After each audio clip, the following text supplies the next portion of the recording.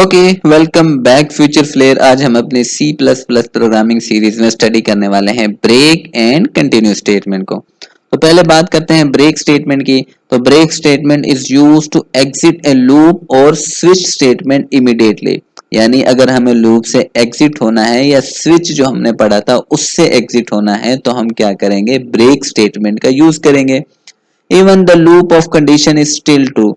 अभी तक कंडीशन जो है हमारे लूप की ट्रू है, लेकिन फिर भी अगर हमें एग्जिट होना है तो फिर हम किसका यूज करेंगे, ब्रेक का। जैसा कि हमने स्विच में देखा था। अब स्विच में क्या होता है कि भाई हम क्या कर रहे हैं, हर केस का जो एंड है वो किससे होता है, ब्रेक से होता है। यहाँ पे भी ब्रेक है, यहाँ पे भी ब्रेक है। अगर कोई और केस बना हुआ है तो वहां पे भी ब्रेक। अब ब्रेक काम क्या करता है, मान लो हमारा कंपाइलर जो है एग्जीक्यूट कर रहा है हमारे केस वन को। ठीक है, इसको मान लेते केस वन है। तो जैसे ही इसको एग्जीक्यूट किया और उस एग्जीक्यूट करने के बाद उसे मिला ब्रेक। अब ये ब्रेक क्या काम करेगा, ये ब्रेक हमारे कंपाइलर को सीधा इस स्विच से ही बाहर ले जाएगा। ठीक है, ये हमारे बॉडी यहाँ से स्टार्ट हो रहा है, यहाँ पे खत्म हो रहा है हमारा स्विच। तो ब्रेक की वजह से हम स्विच से क्या हो जाते हैं, बाहर हो जाते हैं। बाकी जितने भी केसेस बने हैं उनको एग्जीक्यूट नहीं करेगा हमारा कंपाइलर। ये होता है ब्रेक का काम। ठीक है, तो इसी तरह ये लूप में करता है। अब लूप क्या होता है, मान लो हमें कितना 10 टाइम जो है लूप को एग्जीक्यूट करवाना है। तो अगर मैं कह देता हूं कि भाई जैसे ही 3 पे आए तो मैं यहाँ पे ब्रेक लगा दूं, तो जैसे ही ब्रेक मिला तो बाकी जो हमारा बचा है 8 टाइम उसको एग्जीक्यूट नहीं करेगा, सिर्फ 2 टाइम एग्जीक्यूट करके 3 टाइम पे उसे ब्रेक मिल जाएगा और वो लूप से बाहर हो जाएगा।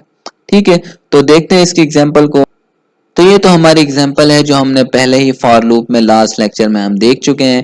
तो इसमें क्या हो रहा है, हम 5 नंबर को प्रिंट करवा रहे हैं। तो इसमें कुछ इस तरह से प्रिंटिंग होगी 1 2 3 4 5। ठीक है, अब हमने क्या किया, वही सेम कोड है, सिर्फ हम यहाँ पे एक कंडीशन ऐड करने वाले हैं। इफ अगर a की वैल्यू इज इक्वल आ जाती है 3 के तो फिर क्या कर दे, ब्रेक कर दे। ठीक है, अब जैसे ही यहाँ पे a की वैल्यू 3 के बराबर आएगी, हमारी जो ब्रेक स्टेटमेंट है वो क्या करेगी, हमें लूप से बाहर ले जाएगी। ठीक है, तो देखते हैं इसकी आउटपुट किस तरह होगी। तो सबसे पहले हमने अपने वेरिएबल को इनिशियलाइज करवाया, a के अंदर 1 है। 1 होने के बाद कंडीशन चेक होगी, क्या 1 छोटा है या बराबर है 5 से। कंडीशन ट्रू हो गई क्योंकि छोटा है, हमारे a की वैल्यू 1 है।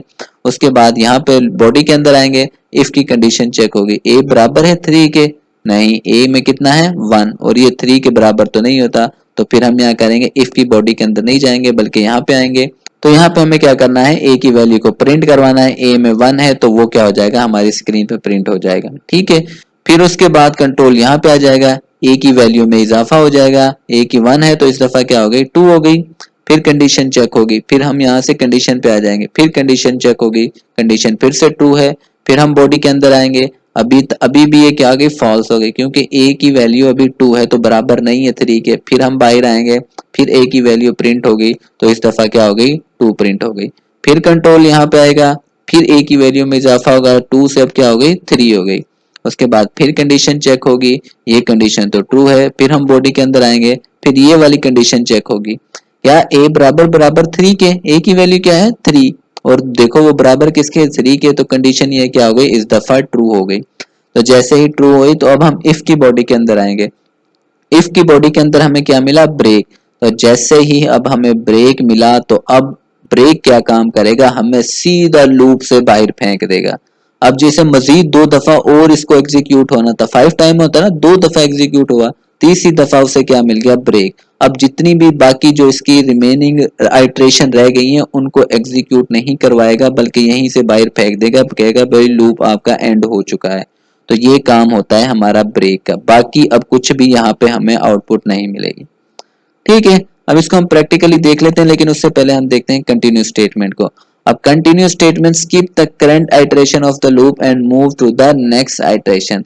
अब इसका क्या काम है, अब देखो अब ये ब्रेक लगा हुआ है, सिर्फ हमने इसी को रिमूव करना है। ब्रेक था, मैं इसको खत्म करके मैं क्या कर देता हूँ, यहाँ पे मैंने कंटिन्यू कर दिया।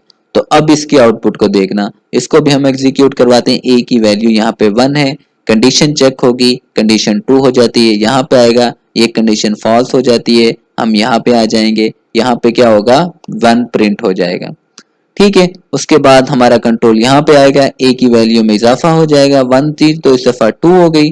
ठीक है, उसके बाद फिर कंडीशन चेक होगी, कंडीशन फिर ट्रू है, फिर यहाँ पे आएगा, ये कंडीशन फॉल्स है, फॉल्स होने की वजह से हम क्या करेंगे, बाहर आएंगे, यानी इसकी बॉडी के अंदर एंटर नहीं किया, बाहर आ गए।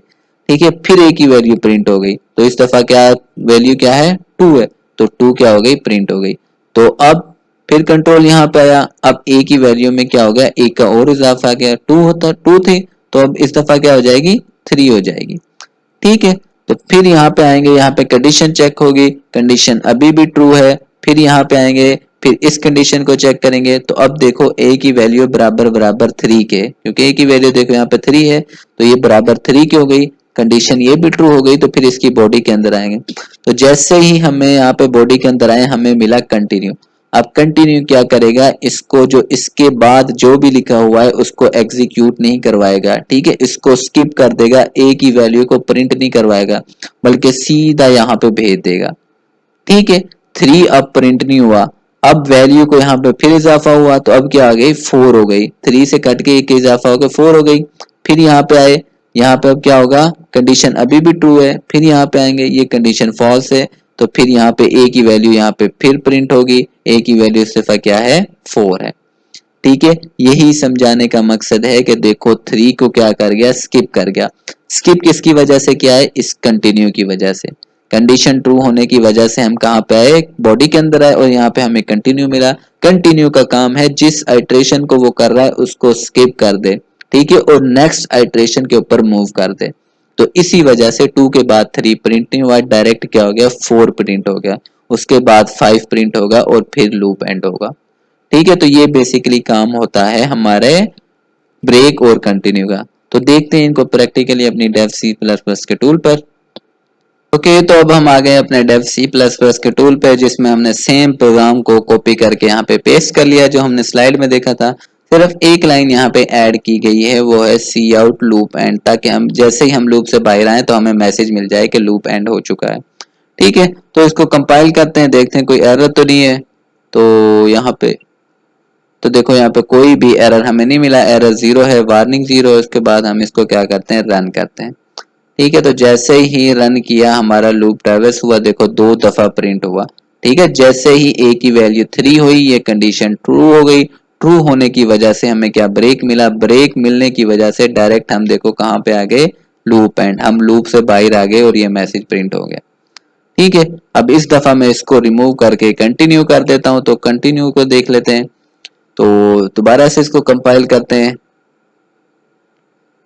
तो अभी भी एरर 0 है। उसके बाद हम इसको रन करते हैं, तो जैसे ही रन किया तो देखो 1 2 3 क्या हो गया, स्किप हो गया। स्किप किसकी वजह से हुआ है, इस कंटिन्यू की वजह से। 3 ए की वैल्यू जैसे ही 3 हुई, ये कंडीशन ट्रू हुई, हम लूप हम इफ की कंडीशन के अंदर आ गए और हमें यहाँ पे कंटिन्यू मिला। कंटिन्यू होने की वजह से हम दोबारा से ए में इजाफा करने के लिए चले गए, जो नीचे यहाँ पे लिखा हुआ है उसको एग्जीक्यूट नहीं किया, इस वजह से यहाँ पे 3 मिस हो गया। ठीक है, और हमने 5 तक प्रिंट किया और उसके बाद लूप एंड हो गया। तो इस तरह से बेसिकली वर्किंग होती है। आई होप आपको समझ आ गई होगी। कोई क्वेश्चन हो तो लाजमी पूछेगा, चैनल को लाजमी सब्सक्राइब कीजिएगा। ओके।